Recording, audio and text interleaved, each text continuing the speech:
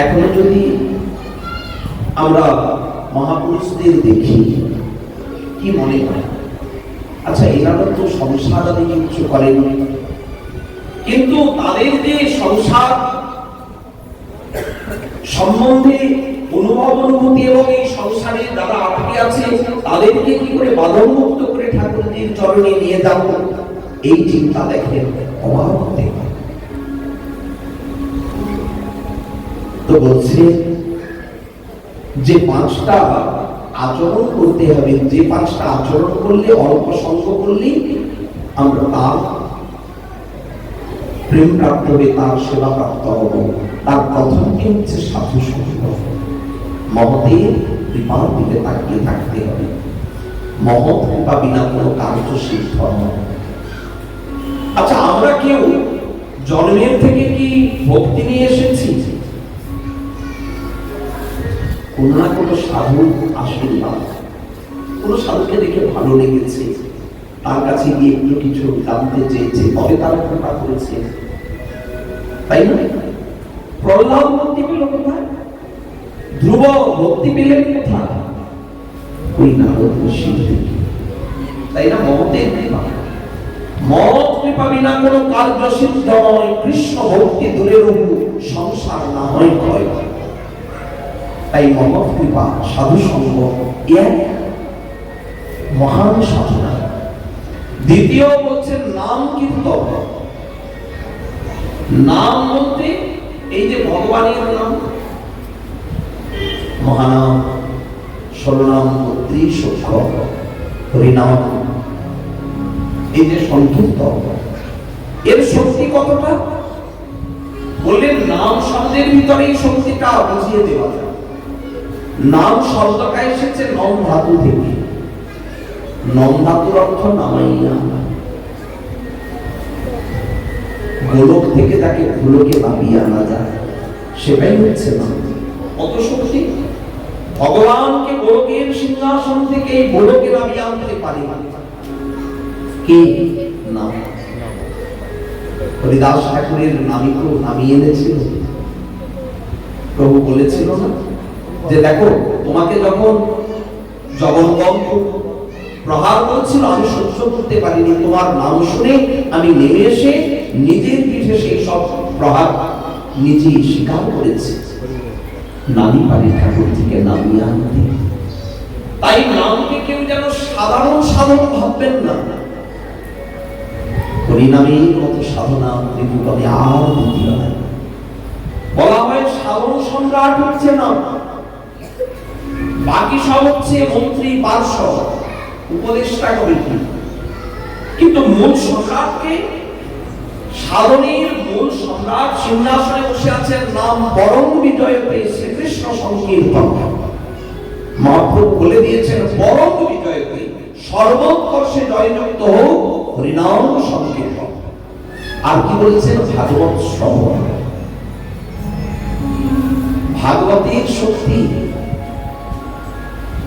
সে তো পরীক্ষিত মহারাজজির সবাই আমরা পাই। ভাগবতের শক্তি কত! আমাদের যত আচার্যগণ তারা তো এই ভাগবত চর্চা করি জগতে প্রাতঃস্মরণীয় হয়েছে। ভোরের বেলা উঠে আমরা কি বলি? জয় রূপসনা ভগভক্ত রঘুনাথ, শ্রীজি গোপাল ভক্ত দাস রঘুনাথ। এই ছয় গোসাইয়ে করি চরণ বন্ধ, যাহা হইতে বিঘ্ন নাশ অভীষ্ট পূরণ। যার চরণ স্মরণ করলে অভীষ্ট পূর্ণ হয়। প্রাতঃস্মরণীয় হয়েছে কিসে? এই ভাগবত অনুশীলনী, ভাগবত চর্চা। কত গ্রন্থ রচনা করেছে রূপ, রঘুনাথ, সকলের লেখা গ্রন্থ। সনাতন গোস্বামীর গ্রন্থ, গোপাল ভট্ট গোস্বামীর গ্রন্থ, শ্রীজীব গোস্বামী পাত্র পণ্ডিত সম্রাট। তাকে তো পণ্ডিত সম্রাট বলেই ডাকা হয় না, আচার্য ভাগবতী। তাহলে তাদের যে লেখা গ্রন্থগুলি কি ভাগবতীর সার? এমন যেন না ভাবেন যে চৈতন্য চরিতামৃত ভাগবতের থেকে আলাদা, ভুলেও ভাববেন না। কেন? প্রত্যেকটি অক্ষর ওই ভাগবতের রসেই গঠিত। ভাগবত সিদ্ধান্ত ব্যতীত চৈতন্য চরিতামৃতে একটি বাক্য না, একটা অক্ষর নাই। তেমনি আমাদের সর্ব গোস্বামীগণের আস্বাদ্য কি এই শ্রীমন্ত ভাগবত ভগবানের মহাপ্রভুর করুণায় তিনি যার হৃদয়ে স্ফূর্তি হচ্ছে, কি স্ফূর্তি হচ্ছে? ওই রাধা মাধবের নিভৃত নিকুঞ্জন নাম রূপ রঘুনাথ তারা কি আস্বাদন করছেন? বৃন্দাবনের লীলাগুলি আস্বাদন করছেন। তাই বলছেন যে ভাগবত শ্রবণ বিশেষ সাধনা। আর কি? মথুরাবাস। মথুরাবাস বলতে ধাম, মথুরা ব্যাপক অর্থে ধাম সংসদ। ধামে বাস করা, যেমন নবদ্বীপ ধাম, বৃন্দাবন ধাম, শ্রীক্ষেত্র, পুরী ধাম, মুখ্যরূপে এই তিন ধাম। এই তিন ধামে বসতি, এটা হচ্ছে মথুরাবাস। ধামে যদি কেউ থাকে, আপনা আপনি হরি কথা হরিনাম ওটা হয়েই যায়। রাস্তা দিয়ে যাচ্ছে, দেখবেন টোটোওয়ালা রিক্সাওয়ালা আপনাকে ডাকতে রাখতে যাবে, জয়নি তাই যাবে না। কি ব্যাপার, আপনারা নামটা শুনে নিলেন না? রিক্সাওয়ালা টোটোওয়ালা ওরাও বলছে জয়নি তাই, জয় জয়। তাহলে এগুলি স্বাভাবিক। এখানে শুয়ে থাকলে দণ্ডবতের ভয়, হাঁটলে পরিক্রমার ভয়, কথা বললে কীর্তনের ভয়। তাদের ধামের কথা এক বিশেষ শক্তি। যদি কেউ ব্রজে 5 দিন থাকে, প্রতি মনে হবে এত ভক্ত গিরিরাজ আমি হতে। আমি কিন্তু গিরিরাজ দেব বলে যাইনি, কিন্তু এই যে সবাইকে দেখছে, সবাই যাচ্ছে, আমি একা লজ্জা হয়। তাই বলছে মথুরাবাস। আর শ্রদ্ধায় শ্রীমূর্তির সেবক, শ্রদ্ধাযুক্ত হয়ে শ্রীমূর্তির সেবা করতে হবে। এখানে একটা কথা বলে রাখি, কোন কারণে যদি এ দেহ দ্বারা ধামবাস করা না যায়, তাহলে অন্তত মন দিয়েও ধামে বাস করতে হবে। মানে মনটা সর্বক্ষণ ওই ভাবনায় বিভাবিত করে রাখতে হবে, তাহলে ধামবাসের কিঞ্চিত ক্রিয়া পাওয়া যায়। এই জন্য মাঝে মাঝে যেতে হয়, ধামে পরিক্রমা আদি করতে হয়। তাহলে কি হয়? ওই স্মৃতিটা, ওই স্মরণটা বারবার আসতে থাকে। এই পঞ্চ সাধন সর্বসাধন শ্রেষ্ঠ। কৃষ্ণ প্রেম জন্মায় 5 অল্প সংখ্যক। এগুলি হচ্ছে অবিধেয় তত্ত্ব। এরপরে কি বললেন? প্রয়োজন তত্ত্ব। প্রয়োজন কি? আচ্ছা, ভগবান যদি এসে আমাদেরকে দেখা দিয়ে বলে, বলো তোমার কি চাই? যা চাইবে তাই দিব। কি চাইতে? ঠাকুর একটু সম্মান দিবে। আমি খাতা পেন নিয়ে একটু লিখে নিই, ভক্ত একটা করে নিই। কি হোক বড় তত্ত্ব করবো, বলবো না? আমার কি কি লাগবে, কত টাকা, কত সম্পত্তি, কত সুখ সম্মান, কত স্বাচ্ছন্দ্য, সব তো চেয়ে নিতে হবে। যা চাইবো তাই দেব। ঠাকুরজি প্রহ্লাদকে বলছে, প্রহ্লাদ কি চাও? প্রহ্লাদ বলে, ঠাকুর একটু সময় দিয়ে ভাববে, ভাবো। প্রহ্লাদ বলে, ভাবা হয়ে গিয়েছে, তাই বলতে। ঠাকুরজি বললেন, আমি তো বলেইছি চাও, তুমি আমার প্রিয় ভক্ত। ঠাকুর এটাই চাইছি, যেন আমার চাওয়ার বাসনাটাই চলে যায়। আরে কি চাইছো তুমি? বলে, আমি যেন কিছু না চাই, এটা আমার চাওয়া হলো। প্রহ্লাদ বলে, দেখো ঠাকুর, এবারে কিন্তু রেগে যাবে। ঠাকুরকে ভয় দেখাচ্ছে, এবার আমি রেগে যাবো। ঠাকুর বলে, কেন? কি এমন বলেছি যে তুমি রেগে যাবে? আনন্দ পাওয়ার কথা। যে কাউকে যদি বলি কি চাও, সে আনন্দে চাইবে, আর তুমি বলছো আমি রেগে যাবো, কেন? আমার ভুলটা কোথায়? বলে, ভুলটা শোনো, আমি তাকে ওষুধ করেছি। লোভ লালসা এগুলো তো আমার এমনি স্বাভাবিক। অনেক কষ্টে নারদ ঋষির কৃপায় লোককে একটু সংবরণ করতে পেরেছি, আর তুমি এসে আমাকে লোভ দেখাচ্ছ কি চাও? খবরদার এরকম এরকম করলে আর কাছেই আসে, তোমাকেই চাই। ঠাকুরজি ভয় পেয়ে গিয়েছে, ভয় পাওয়ারই কথা। তারপরেও আবার বলছে, দেখো আমার নিয়মটা ভেঙে যাবে, সবাইকে কিছু না কিছু দিয়ে একটা কিছু চাও। বলে তাহলে ঠাকুর তুমি থেকে যাও, যখন যেটা দরকার থেকে চেয়ে তোমাকেই চাই, আর কিছু চাই না। তার মানে জগতের কিছু চাই না, তোমাকে চাই না। কথাটা কিন্তু খুব অনুভবী, মরমী কথা। যদি ঠাকুরজি কাছে থাকে, যখন যেটা দরকার সেটা চেয়ে নেব। যেমন জগন্নাথ দাস বাবা সিদ্ধ নবদ্বীপে, উনি যেমন ওনার শিষ্য বিহারীকে বলেছিল, তুই কি চাইবি চা, আমি তো কয়েকদিন পরে চলে যাব। কোথায় যাবো? বলে আমার নিতাই গৌরামায় নিতে আসবে, চলে যাবে। তুই কি চাইবি? তোকে তো সারা জীবন কিছু দেয়নি, কি চাইবি? ভেবেছে লোটা কাঠা কিছু একটা চাইবে, সম্পদ চাইবে, টাকা পয়সা কিছু চাইবে। বিহারী বলে, ঠাকুর তুমি দেবে কোত্থেকে? গুরুদেব তুমি দেবে কোত্থেকে? তোমারই তো কিছু নাই। উনি তো একটা টাকাও হাতে ছুঁতেন না, তার তোমারই যখন নাই তুমি দেবে কোত্থেকে? বলে দেখ আমার নিতাই গৌর আসবে, বলে দেবো আমার শিষ্য একটু দিয়ে যা চাইবে দিয়ে। বলে তাহলে তোমার নিতাই গৌরকে আমায় দিয়ে দাও। আমি তো বোকা লোক, কি চাইতে কি চেয়ে ফেরবো, না হলে যখন যেটা লাগবে চেয়ে নেব। যেমন গুরু তেমন তো শিষ্য, এই হচ্ছে ভক্তি। তাহলে জীবের প্রয়োজনটা কি? তাকে। কিন্তু দেখুন, তাকে বললেই তো তাকে পাওয়া যায় না, এটাই প্রয়োজন। যেটা থাকলে তাকে পাওয়া যায়, সেটা কি? প্রেম। সেই প্রেম প্রয়োজন জীবের সর্বানন্দ ধাম। প্রেম যদি থাকে আর কিছু চাইতে হয় না। সনাতন গোস্বামী সাক্ষাৎ তো প্রেমেরই বিপ্লব। রাধারানী প্রেমের মূর্তি তো তারা, মহাপ্রভুর প্রেমের মূর্তি তো তারা। সনাতন গোস্বামী কি জীবন, এক এক বৃক্ষতলে এক এক রাত্রিবাস, কবু জানা চরণ কবু উপবাস।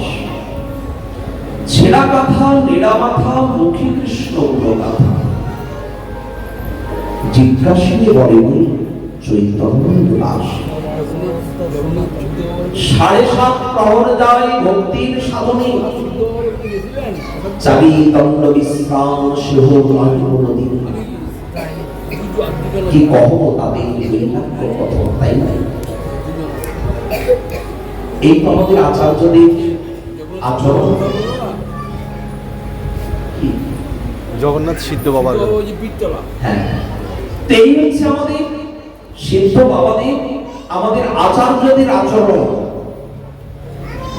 এক এক বৃক্ষতলে এক এক রাত্রিবাস। বৃন্দাবন থেকে কোন ভক্ত নীলাচলের লোক জিজ্ঞেস করতেন, বলছে আপনি আমার রূপ সনাতন, তাদের বৈরাগ্য কথা কি? কখনো তাদের বৈরাগ্য কথা, তাদের বৈরাগ্যের কথা বলে শেষ করা যাবে না। অনিকেতন রহে রহে বৃক্ষতল, একটা কুটিরা পর্যন্ত করে না, তাই না? তাদের বৈরাগ্যের তুলনা হয় না। ব্রজবাসীর ঘরে মাধবগিরি করে না, কারা করে না? যারা ছিল বাংলার 2 মন্ত্রী, কত অন্যার্থী রোজ সেবা দিতে, কত জনের কত প্রকার সহায়তা করতে। আজ তারা গিয়ে ব্রজবাসীর ঘরে মাধবগিরি করে আনে। তাও কি ওই যে রুটিটা নিয়ে এসেছেন, একটু রুটি লেচি করে একটু জল দিয়ে মেখে আগুনে পুড়িয়ে দেয়, গোল গোল করে। এমন নয় বেলে ভালো করে রুটির মতো করে, এমন নয়। আর বৃন্দাবনের বনের শাক অলবনে করি পাহা, একটু লবণ, তো সেই হচ্ছে মদন মোহনকে সেবা করা। ওই দিন এখনো মদন মোহনের এই সেবা লাগে, সনাতনকে তাই নিবেদন করা হয় গোড়া মতো কোন সাধনা কেমন তাদের বৈধব্য। এই সনাতন রোজে ওই অলবনে পাঠ করে শ্বাসটা দেয় না, ভালো লাগে একই দ্রব্য রোজ রোজ। স্বয়ং মদন মোহন বলছে সনাতন একটু লবণ দিও না, শ্বাসটা ভালো লাগে না। এই অলবনের স্বাদটা কি কোনো মুখে স্বাদ হয় না, একটু লবণ দিন। পরের দিন আবার সেবা দিয়েছে, একই স্বাদ, লবণের স্বাদ আজও পাই না। কি হলো সনাতন, লবণ দাওনি, ভুলে গিয়েছো? দীর্ঘদিনের অভ্যাস তো, কালকে কিন্তু একটু ব্রজবাসীর ঘর থেকে লবণ চেয়ে এনে দিও।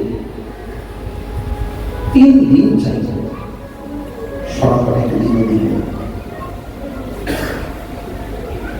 মদন মোহন জিজ্ঞেস করছে, সনাতন তুমি কি সত্যি ভুলে যাও না ইচ্ছা করে দাও? সনাতন বলে, যা দিয়েছি ভালো লাগে পাও, আর না ভালো লাগে চলে যাও। মদন মোহন মনে মনে ভাবছি, লবণের জন্য এত বড় খোটা কি এমন চেয়েছে? একটু তো লবণই চেয়েছে।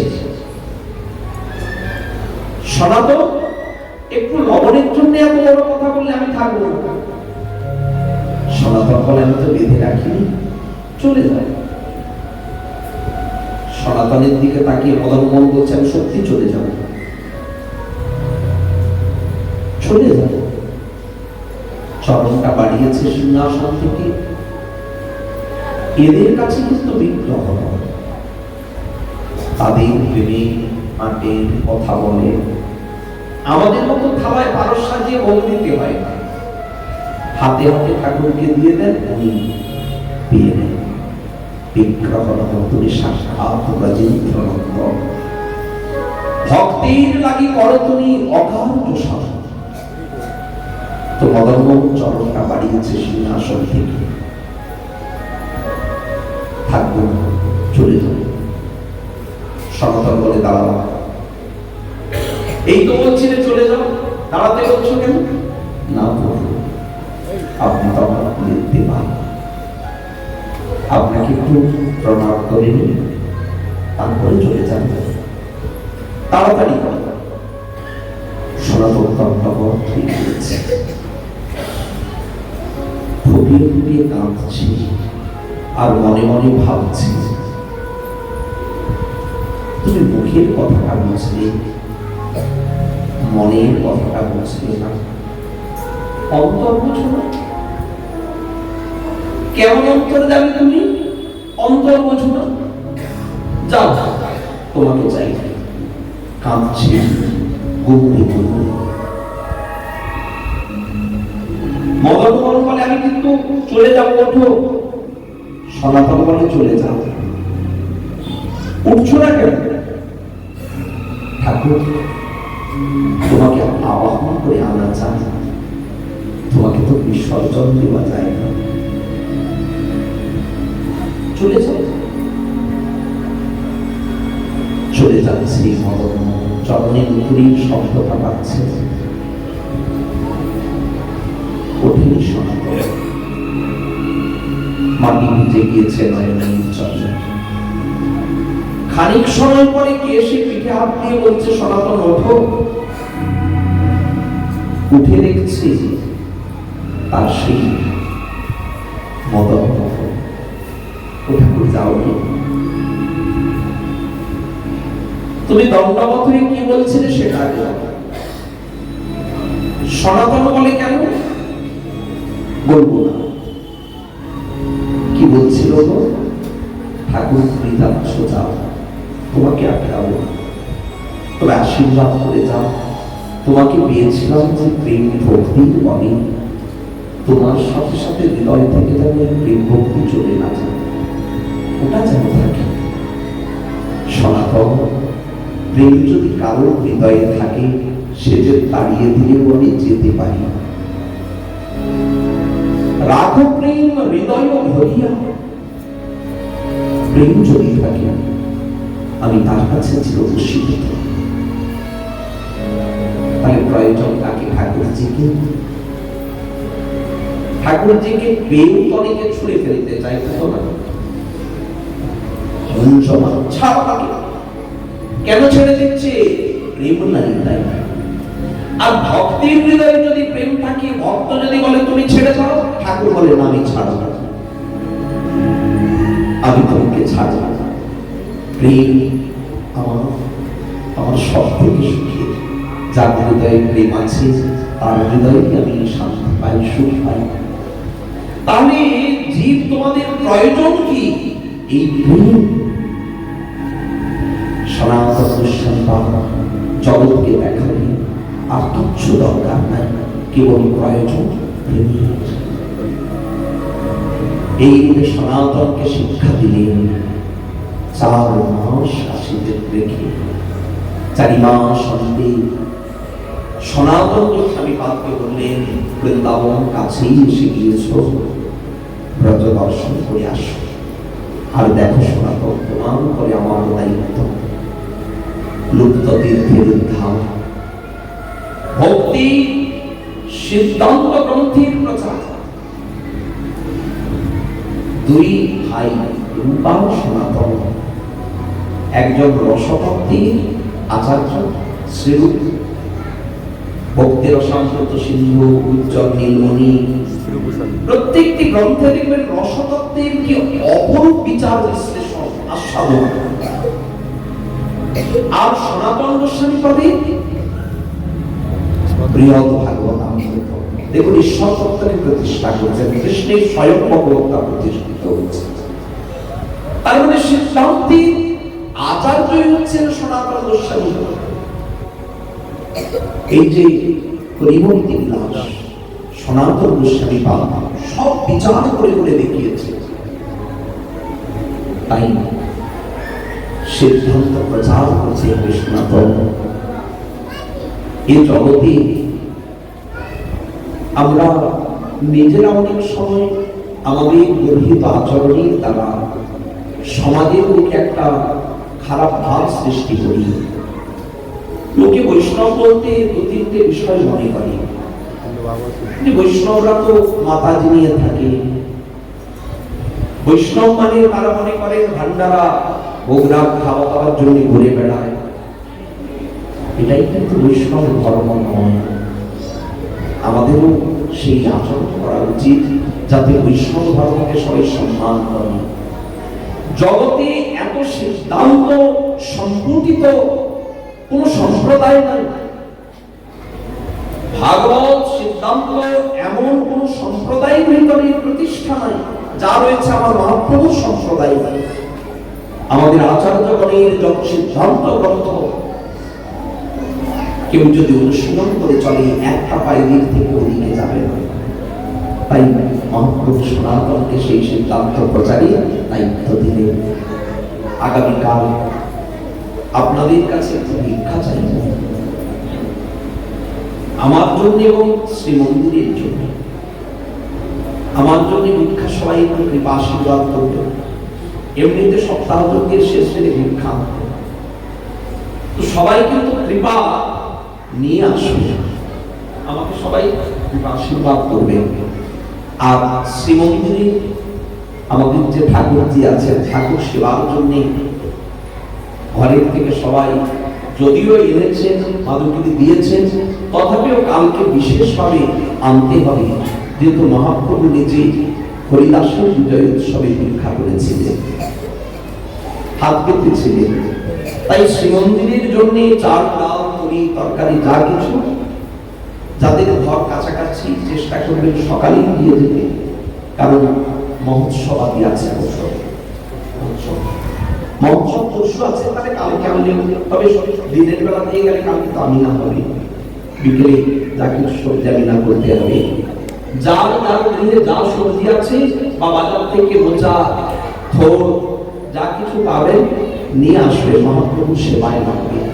আগামীকাল সকলে তন্ডুলাদি তেল নুন মশলা তেমন শিরে সাজিয়ে আনে। মহাপ্রভুর নিমিত্ত আপনারা সবাই আমাদেরকে দীক্ষা নিয়ে আসবেন। সবার কাছে এই নিবেদন রেখে আজকে সবাই প্রসাদ গ্রহণ করবেন। আজ সবাই প্রসাদ পেয়ে যাবেন, কারণ সবাইকে দেরি করে রেখেছি। কেউ কেউ হয়তো একদম চলে যেত, আমার কোথায় যেতে পারেনি। কালকের জন্য সবাই 9:30 পর্যন্ত সময় নিয়ে আসবে। আগামীকালকেও আমাদের এরকমই হরিকথা হবে। জয় জয়। আজ ষষ্ঠ দিনের শ্রীহরি কথা এখানেই দেওয়া হচ্ছে। শ্রদ্ধা করিলা শোনে অচিরে মিলই তারি চৈতন্য চরণ শ্রীয়তাং শ্রীয়তাং নিত্যং গীয়তাং গীয়তাং মুদা চিন্ততাং চিন্ততাং ভক্তা শ্রী শ্রী চৈতন্য চরিতামৃত বাঞ্ছা কল্পতরুভ্যশ্চ কৃপা সিন্ধুভ্যেব পতিতানাং পাবনেভ্যো বৈষ্ণবেভ্যো নমো নমঃ। শ্রী গুরু নিতাই গৌর শিখানা প্রেমানন্দে হরি হরি বল। শ্রী গুরু নিতাই গৌর শিখানা প্রেমানন্দে হরি